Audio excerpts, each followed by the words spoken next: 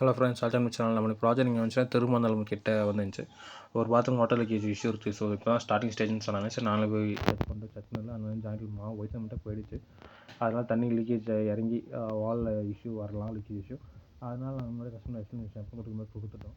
Joint உள்ள கொஞ்சம் தண்ணி லீக்கேஜ் இருந்துச்சுன்னா நான் ஒர்க் பண்ணதுக்கப்புறம் 100% சால்வ்னா 5 to 6% இஷ்யூ வராது. பட் பண்ணிவிட்டு திரும்ப 2 வீக்ஸ் இருந்துச்சுன்னா கண்டிப்பாக உங்களுக்கு அது போட்ட இடத்துல வராது. தண்ணி போகிற இடத்துல பைப் லீக்கேஜ் எதனா இஷ்யூ இருக்கும், அது நீங்கள் தான் செக் பண்ணணும்னு சொல்லிட்டேன். அவனும் சரின்ட்டாங்க. சார் நானும் ஒர்க் பண்ண ஸ்டார்ட் பண்ணிட்டோம். இது பார்த்தீங்கன்னா ஒரு 40 ஸ்கொயர் ஃபீட் வந்து சின்ன சின்ன டைல் வரும். ஸோ இது காஸ்ட் வந்து 4500 ஆயிடுச்சு. இந்த மாதிரி கிட்டத்தட்ட சேர்த்து இந்தமாரி நார்மலாக 1 to 10 35 ஸ்கொயர் ஃபீட் இருந்துச்சுன்னா 3000 சார்ஜ் பண்ணுறோம். அது மேலேச்சுன்னா